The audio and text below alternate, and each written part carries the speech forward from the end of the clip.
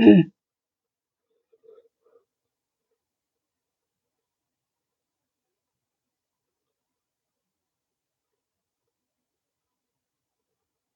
سارے دوستوں کو صبح کا سلام۔ آج کی صبح یہاں لاہور میں فاگ ہے، دور دور تک کچھ نظر نہیں آتا۔ ہر شہر کا موسم دوسرا ہے۔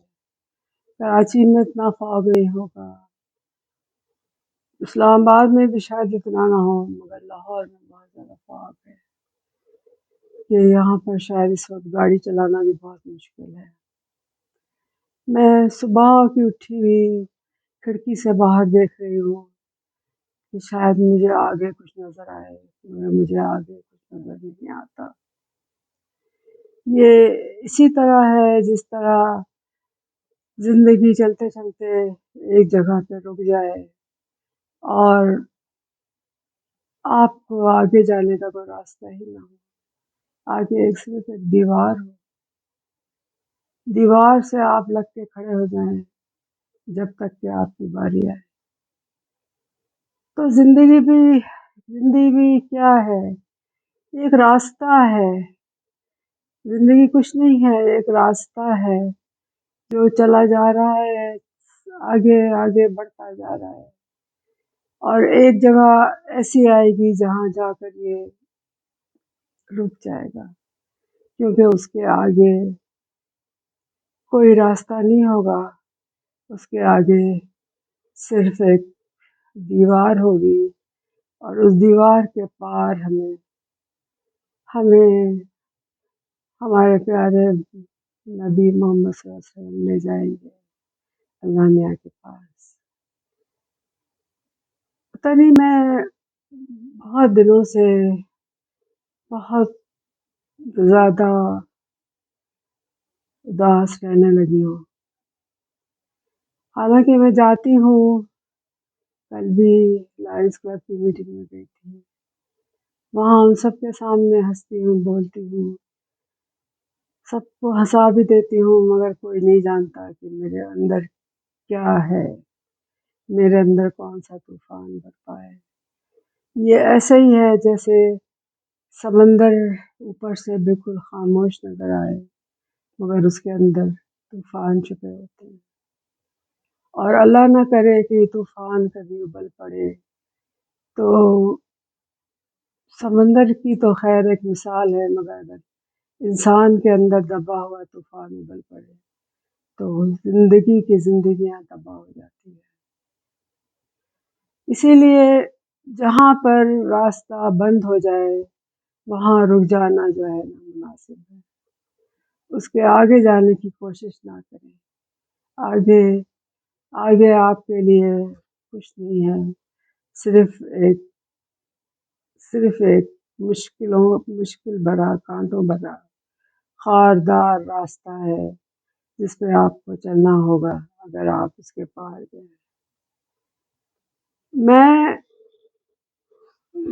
میں صبح آج صبح سے اٹھی ہوئی ہوں، اور صبح سے میں صرف یہ سوچ رہی ہوں کہ اللہ میاں آپ نے زندگی تو بہت اچھی دی، مجھے زندگی دی، زندگی کی خوشیاں بھی دی، نعمتیں بھی دی، اولاد بھی دی، شوہر بھی دیا، گھر بھی دیا، گاڑیاں بھی دی، نوکر بھی دیے۔ یا الہی آپ نے تو اتنی نعمتیں دی ہیں کہ میں ان کا شکر بھی ادا نہیں کر سکتی، ایک نعمت کا بھی شکر ادا نہیں کر سکتی۔ اس قابل ہی نہیں ہوں میں اس قابل ہی نہیں ہوں، میں شکر ادا کرتی ہوں، مگر مجھے پتہ ہے کہ جس طرح سے کرنا چاہیے، جس طرح سے آپ کے پاؤں پکڑ کے اور آپ کے پاؤں پہ سر رکھ کر شکر ادا کرنا چاہیے کہ یا الہی آپ نے اس قابل کیا کہ میں آج یہاں تک پہنچی ہوں۔ میں کن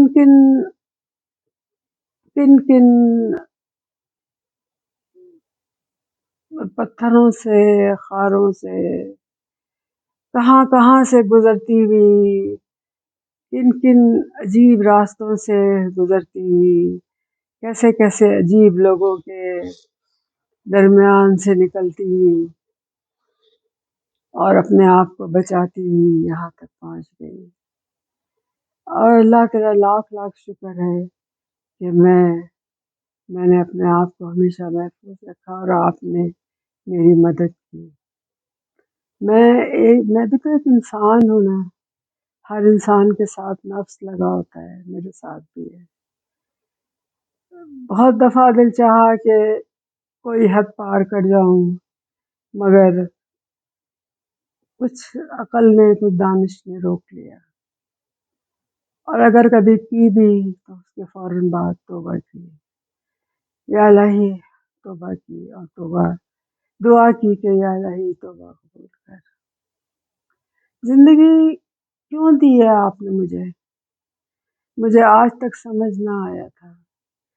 اگر زندگی آپ نے اس لیے دی کہ میں 3 بیٹیاں میری پیدا ہوں، 3 بیٹیوں کو میں پالوں، ان کو بڑا کروں، ان کو پڑھاؤں لکھاؤں، اس قابل کروں، ان کی تعلیم و تربیت کروں، اور اس قابل کروں کہ وہ معاشرے میں ایک اچھی شہری بن سکیں.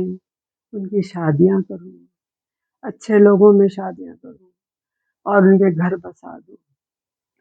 آپ نے کیا اس لیے مجھے پیدا کیا تھا؟ میں نہیں سمجھتی.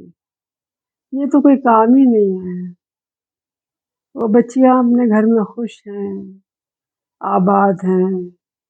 میں کبھی ان کو زور نہیں دیتی کہ تم میرے پاس آؤ. جب دل چاہے آ جانا، جب دل چاہے چلی جانا. میں نے ایک ہی سبق سیکھا ہے کہ آپ کسی کو سے زبردستی محبت نہیں کروا سکتے.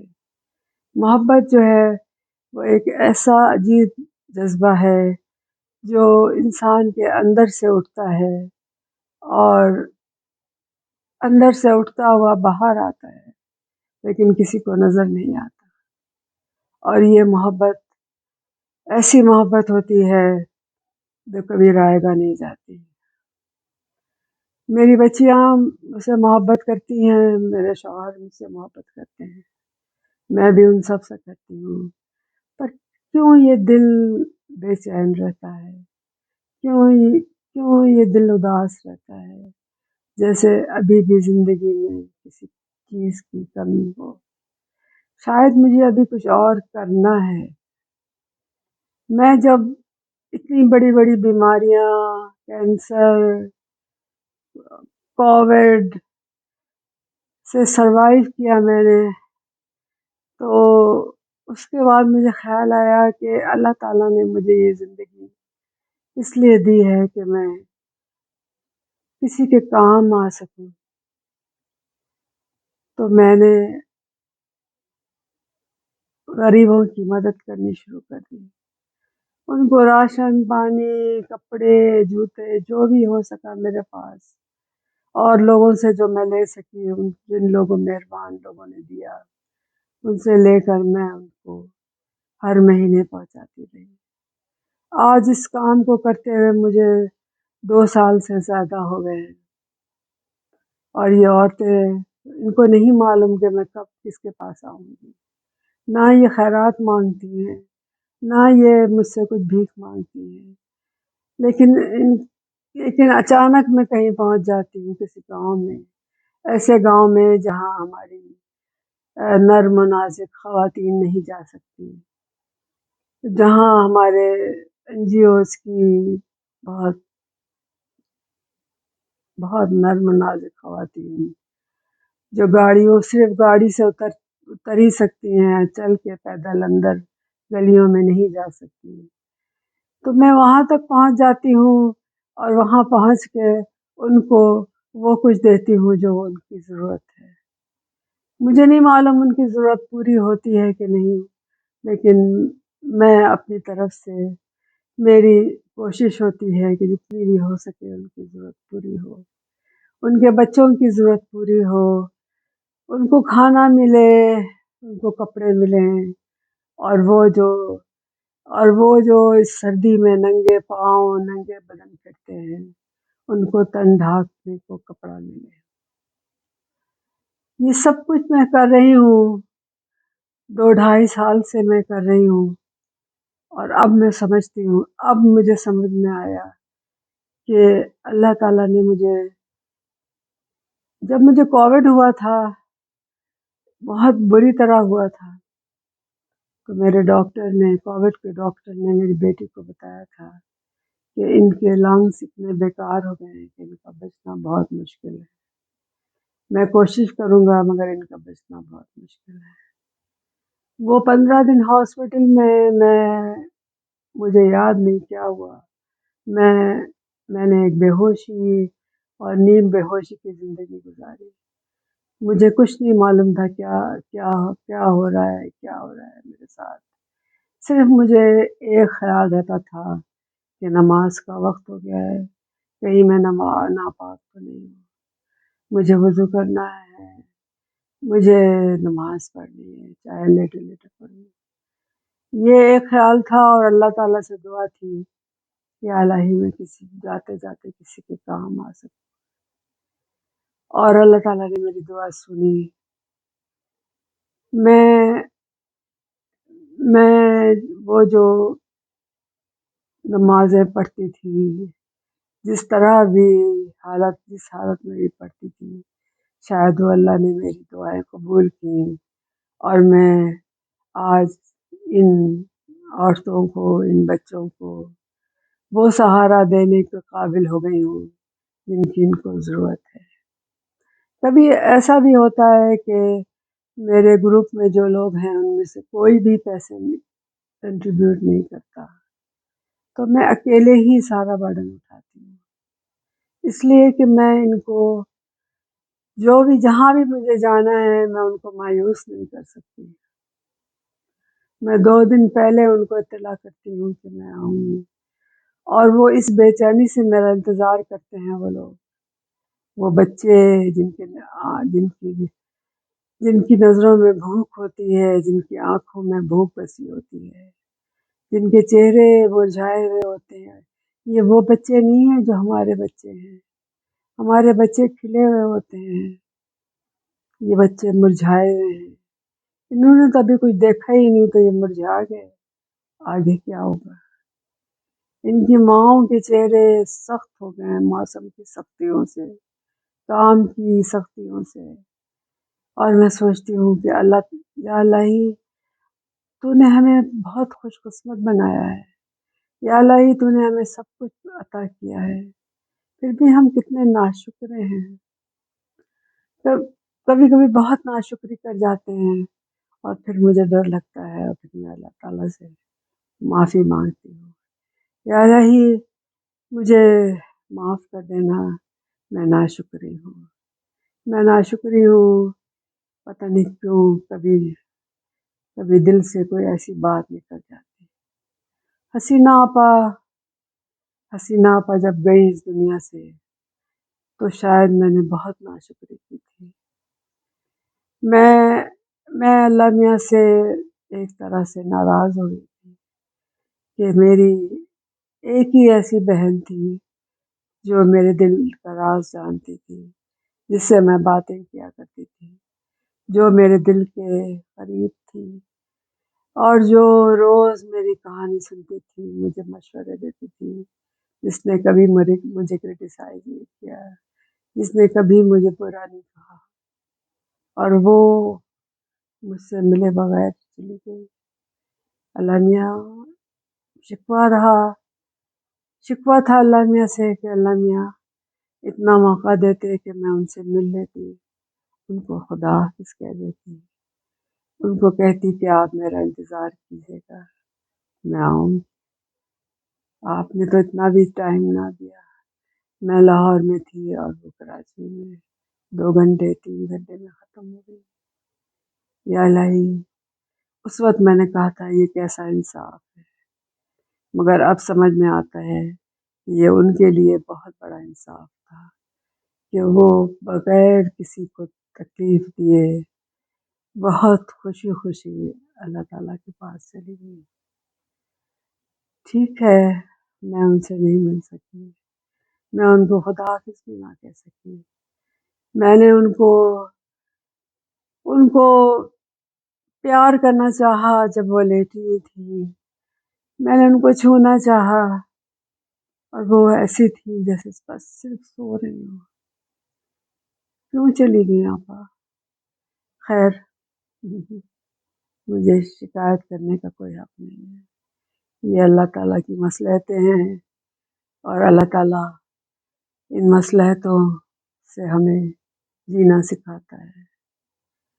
اس کے بعد کیا ہوا، کیا کیا ہوا، بہت ساری ایسی باتیں ہیں جنہوں نے دل پر چوٹ لگائی مگر وہ کہنے کے لائق نہیں ہے. ہم 8 بہن بھائی تھے، اب ہم 4 رہ گئے اور ہم 4 میں بھی 3 جو ہیں وہ سخت بیمار ہیں. ایک میں ہوں جو شاید ٹھیک ہوں. اللہ تعالیٰ کا فضل و کرم ہے کہ میں ٹھیک ہوں. میں کچھ کام کر رہی ہوں، میں کچھ دے رہی ہوں. جیسے میں نے پہلے بھی کہا تھا کہ میں کچھ قرض اتار رہی ہوں، کچھ ادھار چکا رہی ہوں. یا الہی، ابھی بھی تیرا بہت قرض باقی ہے. یہ قرض میں اتاروں گی، یہ ادھار چکاؤں گی. مجھے اس قابل کرنا، مجھے اس قابل کرنا کہ میں جب تیرے پاس آؤں تو سر اٹھا کے آؤں، سر جھکا کے نہ آؤں، ذلیل ہو کے نہ آؤں. یا الہی، یا الہی، یا الہی، مجھے اپنے حفظ و امان میں رکھنا. میرے بچوں کو، میرے گھر والوں کو، میرے عزیز رشتہ داروں کو، سب کو اپنے حفظ و امان میں رکھنا. اور آپ سب کو، میرے دوستوں کو جو مجھے سن رہے ہیں، اللہ تعالیٰ کا آپ پر خاص کرم ہو. یا الہی، تو بڑا رحیم و کریم ہے. ہم گناہ گار ہیں، بہت گناہ گار ہیں، مگر ہمیں پتہ ہے تو معاف کر دے گا. اس لیے کہ تیری صفت ہے کہ تو بہت بہت رحیم ہے، رحم کرنے والا اور کرم کرنے والا ہے. تو رحم کرے گا اور رحم کرے گا. اس کے ساتھ میں آپ سے اجازت لیتی ہوں. پھر کچھ دنوں کے بعد آپ کے سامنے حاضر ہوں گی. خدا حافظ. اللہ آپ کا حامی و ناصر.